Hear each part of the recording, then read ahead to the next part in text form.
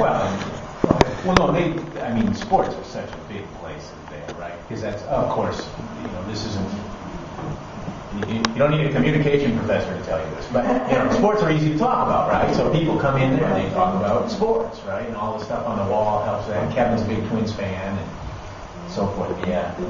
I should say third places, too. When Oldenburg spoke of them, one of their primary issue with them was sort of neighborhoodness, that they really worked in a neighborhood, which was kind of his critique of suburbs, that they weren't really neighborhood. I mean, simplifies that maybe a little bit. But it's a neighborhood place. And in Mankato, it's a little different, because in a way, Mankato is sort of this big city and small town all at the same time. So in a way, I think it becomes sort of that, like the neighborhood is all of Mankato, if you will. But in Chicago, you might have a little working class bar on the corner, and it's for that neighborhood, basically, and then you're kind of out of place if you're not from that neighborhood. It strikes me traveling in big cities that they kind of like the funkiness more than I think sometimes here in Mankato we like a lot of Applebee's and a lot of kind of cookie cutter stuff, and that you go to San Francisco and you go into this little neighborhood place and they ask you, how did you find this place? Well, we don't know how, the tourists don't know about this place, and things aren't real clean and real perfect, and they are quirky, and there is very much that feeling which I like, Yeah. It's kind of a genuine ambiance. When Jack was talking about ambiance, and I think, you couldn't really recreate the ambiance and the atmosphere of the Wagon Wheel. If it burned down tomorrow, it would be gone forever. Well, because it's so much, it's history and it's stories, and it's not really the place. I mean, the orange boots I like and all, but really, it's not the place. It's all of that sort of symbolic stuff. I let Sandy Much, I did a project on Much Hardware a while back, if you're all familiar with that store. I forget exactly the way she said it, but essentially she said she didn't think people would let that happen again. Like to get Much Hardware takes 30 years. And everything's going so quickly, and businesses come and go, and restaurants especially, my gosh, It has its own continuity. Right, it's a story, it's a play. And that was, for me, it was a big part of that, because I'm not one to critique Mankato, I'm an outsider, really. But it seems like we did lose a lot of those small places. Maybe every place has, but when a city gets big enough, you go to Chicago, you can find all kinds of them. And then you can find the chains. Here it seems like we lost a lot of those big, small places, and we got a lot of the big chains, Well, it's a lot like the flat top grill itself. The flavor comes from what's cooked on there for years before. Nicely said. Dave, did you have like Plan B and C? Were there other places you were interested in? Much Hardware, but did you have like backups? Like you were like, this hits 9 of the criteria I want. Because I'm interested about what else there would have been. Well, I did some work. I did just a small audio documentary project that's up online and on third places in town. And I did 4 places. Mokel's grocery store, Dan's barber shop up in the Belmar Mall, Much Hardware, and the Wagon Wheel. And I pretty much knew that I thought the Wagon Wheel would work best for this kind of a project, in part because people do sit there. Those other places, even though they function a lot, I thought I could get people to sit down, and I thought it was pretty. So I didn't know if it would work, and I hope that, thankfully, the response has been gratifying. Hopefully it worked to a degree as a project, but I didn't really ever think that a different one would be, to try different. You should have been a good vendor back in the 50s. That idea is old as John. You had the hardware store, you had the barber shop, you had the implement dealer, you had 2 taverns, or 3 taverns, you had the dance hall above the fire station, you had the elevator, the meat market. It would have been a gold mine for somebody to record what was going on those. And every Friday or Saturday night, the stores were open for farmers to come in. And that Saturday night, somebody would come in, and we would have a dance up above the fire hall. Impromptu.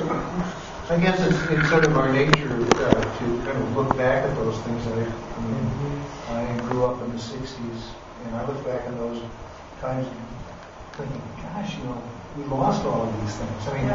Let's see, I think the River Hills, since I've been here, When I got to town, Main Street was still, all the way through, and they had all the, the theaters downtown and all of that. The Madison East Mall was still a going place. I think they were built in '68, and of course that slowed things down downtown. But then, of course, Madison East is a ghost town now for retail, and everything's out of the River Hills Mall. So time marches on. And I also think there's kind of a mentality. I don't know, it's certainly in my hometown. I grew up in Littleton, Minnesota. And there's a tear-down mentality in this area that I think is kind of unfortunate. Maybe it's because, our earliest settlers lived in sod huts or something. But, you go out east and you go into a restaurant. I remember I used to go out when newspapers were a little bit more flush with cash, and we'd actually get sent to seminars out east.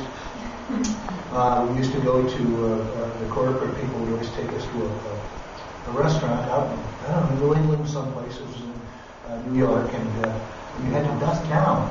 And what it was this restaurant dated back to the colonial days, this particular part of the restaurant. I mean, they'd add it on, but, out here we just tear things down so much. I mean, my hometown of Worthington, they've got an abomination of a courthouse because they tore down the classic courthouse that was in the square. Now they had this, I guess they're called kind of a prairie architecture, but frankly, it was built in 1972, it shows. It has no character. Everything is torn down. It's and I know you're the same way, and I try. I don't want to get nostalgic and to a certain degree. I mean, I don't mind nostalgia to a certain degree, but I know that we're making progress in a lot of ways as a society too. We really are, but it does seem like, and other people have said this, but it's almost like we're getting. How did Bob Dylan say it? Money doesn't talk; it swears, right? I mean, there's so much. Like you go to the mall, and it just seems so much more focused on generating sales and making money, and you're not connecting one-on-one with somebody. You're not and for that, I do think that even though I very much like my iPad, for example, and I like that I can get everything when I want it. I think we are losing something too. And I love being able to bring my kids into the wagon wheel, and Kevin kind of makes jokes with them and stuff, and he's actually started to pick on them just a little bit now, and things like that. It's great, and there's nothing, I suppose, wrong with Perkins, but Perkins is different. Although it is interesting, those places that people then, I always say that the people who like third places are almost like, birds on a wire, right? They can make it anywhere, So you can go to Hy-Vee, which is a great big grocery store chain and things like that, and then you can see all these people coming together and gathering and meeting for coffee, and they make it their own, which is cool. Do you have a favorite story, Dave? Somebody, I think, you mean from the wagon wheel? Well, yeah, no. Just in general. I didn't mean it to be a wise guy. Well, once when I was in college.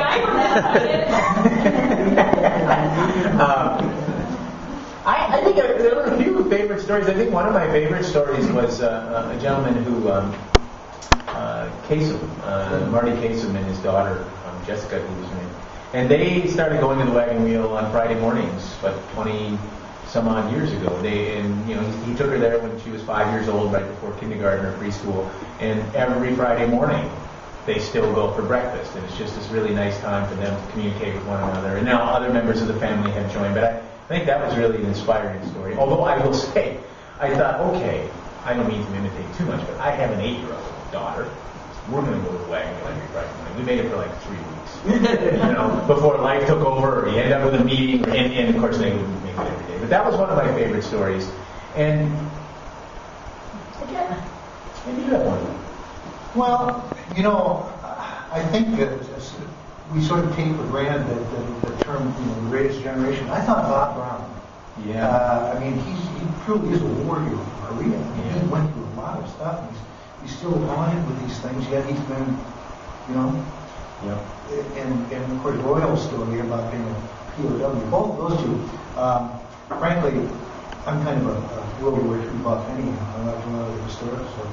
But listening to Royal when I went over to shoot his photographs, he was telling me about his mothers and everything. It was really very interesting. And Bob as well, he was telling me about the things that are going on He just lives with it. It is amazing how just that, I mean, that power of listening. I don't know if you're familiar with StoryCorps, the National Listening Project, and they actually have a lot of information about how to do interviews with people and things, and it's just such a powerful thing to do, to just sit down, and I can be a bit of a talker at times, and, but literally just, shut up and ask a few questions and let people go. And gosh, it was so gratifying in so many ways. And people, literally sitting in the booth crying and, telling me very significant stories, and I did my best to make sure that I was respectful to those stories. And it's hard when you're going to take somebody's life and, put it into 500 words, so to speak. I think if you're interested in sort of a commentary about the changes, I think that what we are experiencing, that's a big change for us, is the anonymity of numbers of people. You're talking about a situation where people come every day and they don't necessarily know each other well, but they know each other. I grew up in Rapidan. I do not remember obscene gestures. You knew the people. We have this great profound phrase that came up, it takes a village to raise a child. Well, that goes way back. If we got in trouble as kids, it would be found out. It would not be tolerated by the individual on the street. If the storekeeper caught me messing around, he would take action. Today, in today's society, at the mall, wherever, we have this anonymity of numbers. We'll never see those people again. And we can be rude. And perhaps without necessarily meaning to, but it's part of human nature. And this is a great change that I think that society is not recognizing. Yeah, I was so disappointed maybe a year ago or so. She was 7 and my daughter broke a vase or something at a furniture store. She bumped into it and fell down and shattered. I'd always been told, if you break something, you pay for it. And I don't remember ever doing it. But the people came over and I'm teasing that I was disappointed. But I said, oh, geez, and we can go, oh, that's fine, we've got insurance, don't worry about it, I was like, oh, geez, I thought my kid was going to get this powerful lesson that I never got. But maybe my parents weren't right then either. They also told me that if I ever smoked marijuana, I would go to an institution. I grew up thinking there were institutions for people who smoked marijuana. You're at MSU. But that was a joking example. But it is true that, it's like, when you don't know somebody in a place, and when it has gotten so depersonalized, I think that that's probably not great for us. And then to not even care or know. Like I do teach this to my students sometimes in a class I teach called Communication and Community. I think students are great in all kinds of ways, but I think so often they think that this is just sort of romanticizing the past.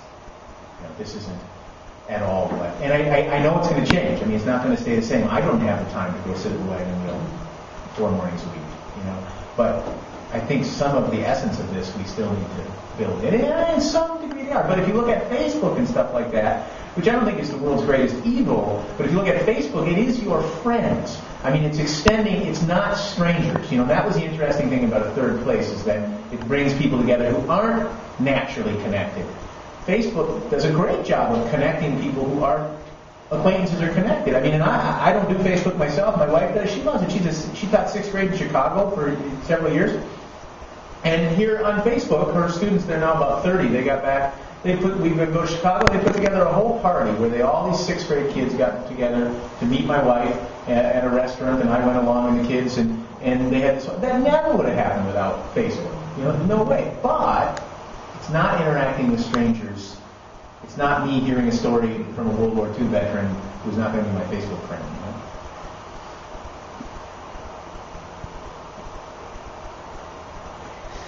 I'd like to think that this really is so cool, as someone who loves history in 100 years, to be able to look at this and see the jukebox and, it's in its entirety, that it's so amazing. And the stories too, the diversity, is really incredible, very, very heartwarming. And I'm just real glad you guys did it. So what's the next project going to be? The damn store. We could do it. We could do the damn store. I don't know if there will be a next project. I think, I don't know that when you talk to you that much, I don't know.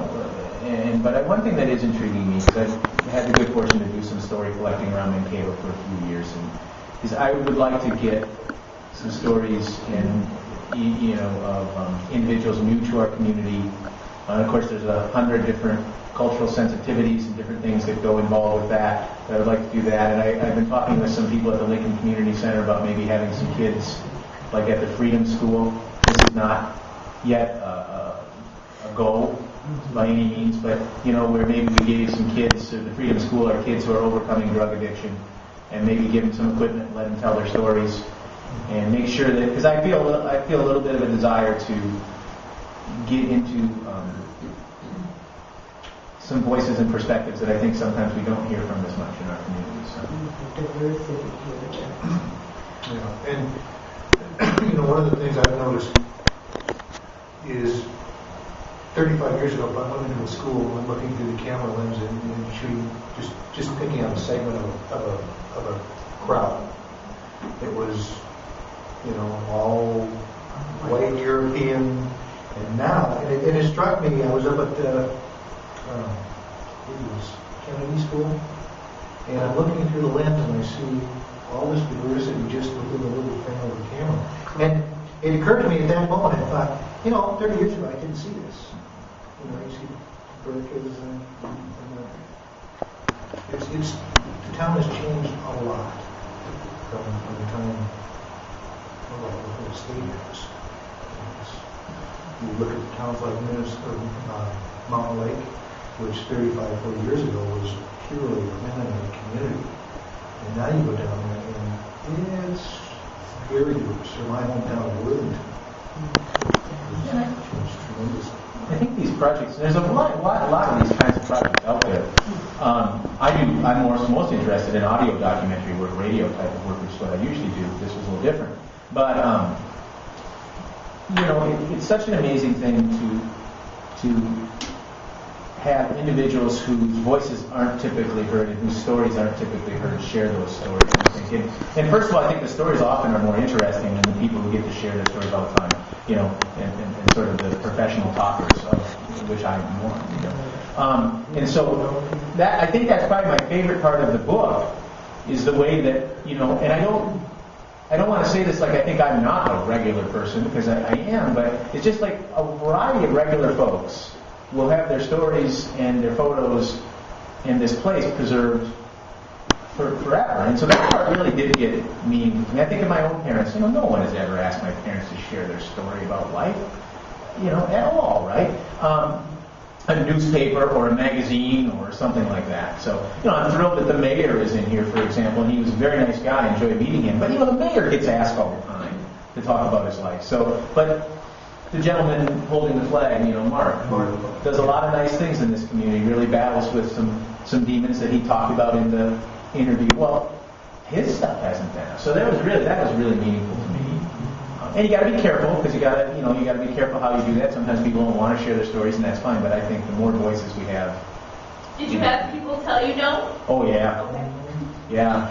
And I think there were one or two that you may have interviewed that just didn't quite make the cut because they were so guarded in their responses, and they were more manufactured. They really weren't from the heart. Yeah, there were a couple that just didn't quite work, and then there's just humorous ones like, what do we got here? Look at this. oh my gosh, those are my children. Lovely screensaver, though. My 8-year-old's response to the book was that it was, quote, boring and there weren't enough animals in it. But actually, she does kind of like it. But yeah, there would be Jerry, one of the waitresses there, who's been there forever. She wouldn't let us. There's Jerry right there. Yeah, I asked her 10 different times. She wouldn't let me interview her, but we did put a lot of pictures of her in. Well, and that was a challenge because it was like stalking a deer.